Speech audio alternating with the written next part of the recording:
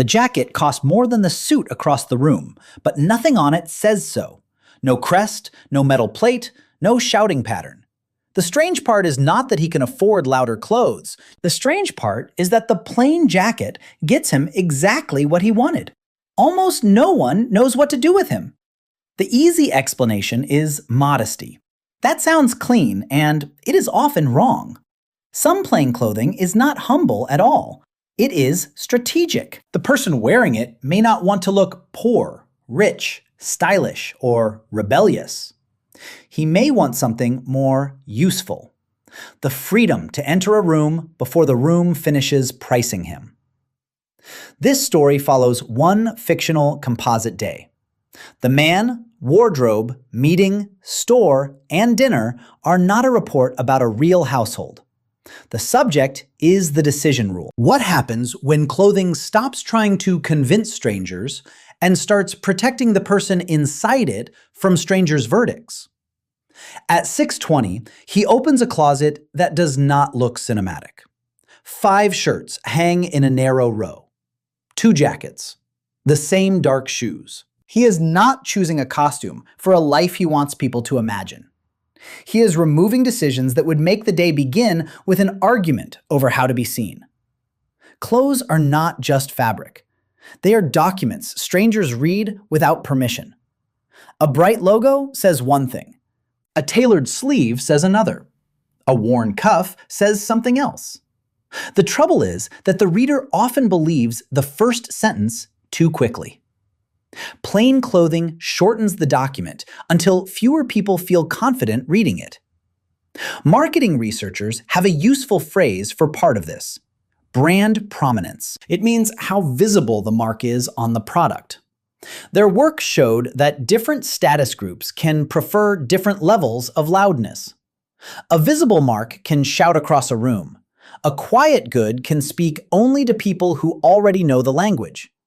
That is not the same as having no signal. Research on inconspicuous consumption describes subtle signals that outsiders may miss and insiders may recognize. The quiet item can still communicate.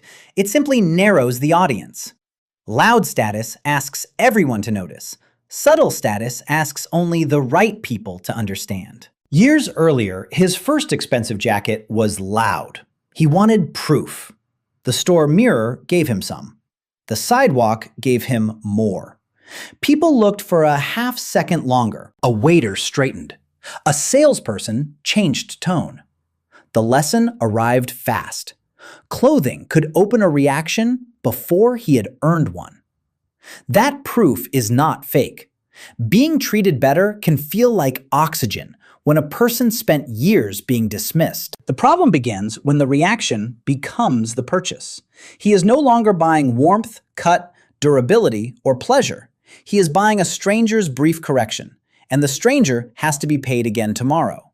There is a tax on loud clothing that never appears on a receipt. Every compliment needs a response. Every stare asks to be interpreted. Every room gets a chance to make the wearer defend the signal. For a while, that feels flattering. After enough rooms, it becomes labor.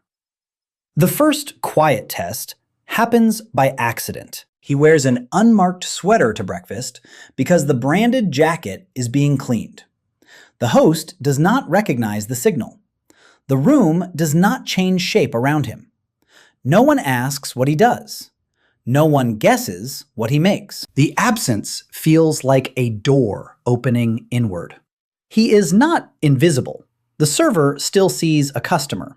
The other guests still see a person.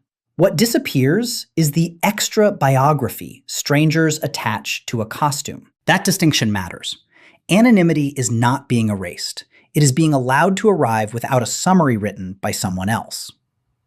Later that morning, he enters a clothing store wearing the plain sweater. A salesperson offers ordinary help and then leaves him alone. That used to bother him. Now it feels efficient. He can touch fabric, check seams, and leave without performing a role for the staff. The purchase becomes about the object again.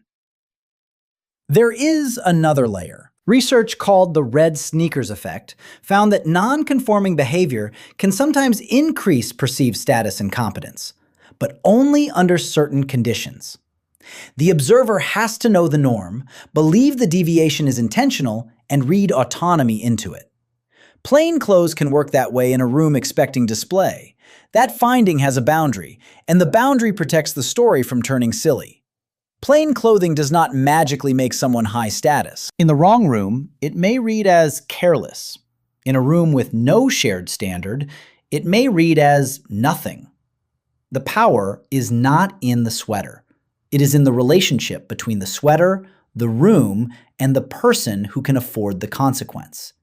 This is why the rule cannot be copied like a uniform. A founder in a creative meeting, a lawyer in court, a warehouse owner at a job site, and a guest at a funeral do not face the same dress problem. Boring clothes can protect status in one setting and damage trust in another. Context is the tailor. At lunch, an old friend arrives wearing the watch, the shoes, the glasses, and the jacket that all introduce themselves first. The friend is not ridiculous. He is trying to be read correctly. That desire is deeply human. The painful part is that every object on him is doing social work before he gets to speak. People dress loudly because misreading has consequences. Being underestimated can cost time, respect, access, or safety. For someone newly arrived in a higher income room, visible signals may feel like armor. The quiet dresser has usually purchased something else first. Enough security that a stranger's first mistake does not threaten the day. That is the real purchase, not the sweater. The ability to let a stranger be wrong. Someone living closer to the edge may need every visible cue working for them. Someone with more room can afford delayed recognition. Plain clothing becomes expensive when the wearer can absorb the misunderstanding it creates. This is the part outsiders miss. Boring is not always cheap. Sometimes boring means better cloth, quieter construction, fewer seasonal details, and no visible request for applause. The item can last longer because it is not trying to survive a trend. It is not above fashion. It is using fashion less desperately. A garment without a logo can still be coded. Fabric weight, fit, collar shape, shoe cleanliness, and how naturally the wearer moves inside it all speak. The difference is that the code becomes harder for outsiders to decode quickly. A loud signal broadcasts. A quiet signal filters. That evening, he attends a dinner where money is present but rarely named. The loudest person at the table is not the richest. The richest person is not the quietest either. That would be too neat. The difference is confidence about when the room needs proof. Some people dress to begin a negotiation. Some dress after the negotiation is over. The phrase "old money" makes this sound hereditary, and sometimes it is.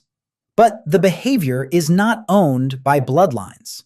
It can also appear in builders, operators, senior engineers, small business owners, and anyone who has stopped needing every room to deliver a verdict. The common ingredient is not ancestry. It is reduced dependence on instant recognition. There is still a risk. Plain clothing can become a costume too. A person can perform indifference as loudly as another person performs luxury. If he needs everyone to know he does not need display, he is still trapped by display. The quiet signal becomes loud the moment it demands admiration for being quiet. The best version is less dramatic. He wears the plain jacket because it works. It fits. It does not make the day about the jacket. It does not require guarding, explaining, or proving. The garment has moved from identity advertisement to useful background. That is not moral superiority. It is lower maintenance. Every loud signal asks the room to do something. Notice me, rank me, respect me, envy me, let me in. Plain clothing asks less. It may still be tasteful, expensive, and deliberate, but it removes several demands from the air. Sometimes, the richest thing in a room is the absence of a request. The next day, he walks into a bank office in the same plain clothes. This time, the room matters. A loud outfit might help a clerk classify him faster. The plain outfit forces the institution to look at documents instead of costume. That can be slower. It can also be cleaner. The file speaks before the jacket does. But plainness can backfire. A room can ignore him too long. A salesperson can assume the wrong budget. A gatekeeper can mistake simplicity for weakness. If the outcome matters and the room rewards visible cues, dressing plainly may become expensive in the wrong direction. Strategy includes knowing when not to use it. Over time, the wardrobe becomes a private uniform, not because he hates beauty, not because he wants to punish himself, because the repeated outfit saves attention for better decisions. The quieter the clothes become, the louder other variables appear. Tone, timing, character, competence, and whether the room deserves access to him at all. The tailor understands the purchase better than the store mirror did. He adjusts a shoulder that almost nobody will consciously notice. He shortens a sleeve by a fraction the viewer could not name.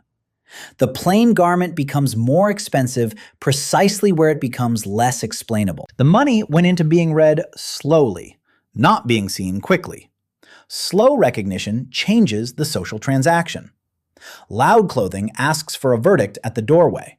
Quiet clothing lets the first verdict remain unfinished.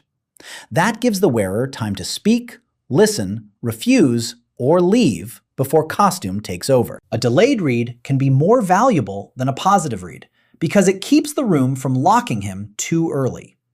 On a job site, the same rule changes shape. A person who dresses too polished may get a cleaner handshake and worse information. People explain less when they feel judged. Plain clothes can lower the temperature enough for a foreman, clerk, tenant, or contractor to say what is actually happening. The outfit buys better listening. In a boardroom, the risk reverses. Too plain can be misread as unprepared. Too loud can be misread as needy. He does not win by ignoring the room. He wins by refusing to let the room choose the entire outfit for him. The jacket is boring, but it is clean, fitted, and intentional. That last word is doing work. At a family event, the plain clothes protect a different thing. They keep money from entering the room before he does. A loud signal might invite jokes, requests, resentment, or admiration he did not ask for. The unmarked sweater will not erase the class change, but it can keep dinner from starting with it. The salesperson's mistake still stings. He asks for a size, and the answer comes with the tone reserved for browsers who will not buy. For a second, he wants the old jacket back. That reaction matters. The quiet strategy is not painless. It only works if the wearer can let the first wrong read pass without building a whole identity around correcting it. Correcting too fast would make the clothes loud again. He could mention the neighborhood, the account, the car, the title, or the price of the jacket. Every correction would purchase the same old verdict from a new angle. So he asks the practical question instead. Does the shoulder pull when he sits? There are times when visible marks help. A uniform can protect a worker. A formal label can clarify authority. A clear brand can reduce uncertainty for a customer deciding whom to trust. The point is not that logos are childish. The point is that every visible mark has a job, and sometimes the job is not worth hiring. Online, the logic gets noisier. A photo of plain clothes can become its own performance. Commenters may call it stealth wealth, quiet luxury, minimalism, or pretending not to care. The internet turns even refusal into a pose. That is why the real test happens off-camera, in rooms where nobody rewards the plain outfit with a label. Even the phrase quiet luxury can become loud. Once a style gets named, packaged, and repeated, it starts asking to be recognized too. A trend about not signaling becomes another signal. The safest version of boring clothes is not a trend board. It is a wardrobe that keeps serving the same life after the name, for it stops being fashionable. A person does not need to be rich to use part of the lesson. The affordable version is not pretending to own invisible luxury. It is asking whether a purchase is buying function, joy, or outside approval. That question can save money at any income. What wealth changes is the ability to ignore a wrong answer from the room. The rare compliment that still lands is different. It is not about the brand. It is about the fit, the calmness, or the way the clothes disappear behind the person. He does not have to perform surprise. He can say, "Thank you," and move on, because the compliment did not buy the outfit. It merely noticed that the outfit stopped interrupting him. The bank balance never enters the conversation. That is the cleanest sign the choice worked. If the plain clothes require the account to explain them, the account is still doing social labor. If the clothes can simply function, then money has stepped back into its better role, making certain pressures optional instead of making every pressure visible.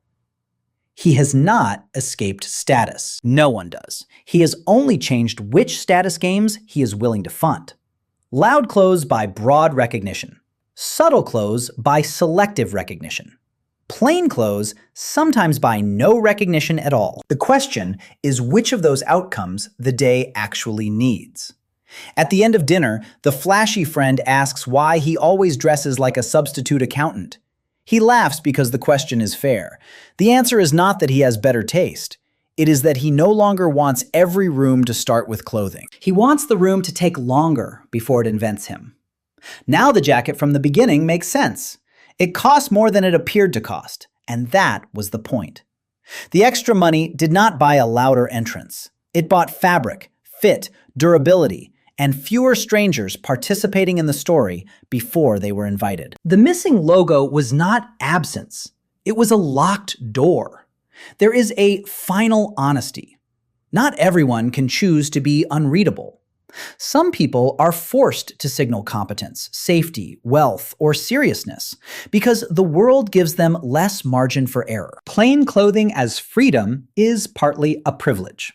That does not make it fake. It makes the privilege visible. The quietest luxury is not looking cheap. It is not looking rich. It is the ability to let the first impression arrive late. When money stops needing witnesses, clothing can become smaller than the person wearing it. That is why some rich people wear boring clothes on purpose. The boring part is the protection. The next morning, the closet is still ordinary. The choice is still there. Dress to be recognized quickly, dress to be recognized by a few, or dress so recognition has to wait. None of those choices is automatically virtuous. The question is simpler. Who is the outfit asking to approve the person inside it?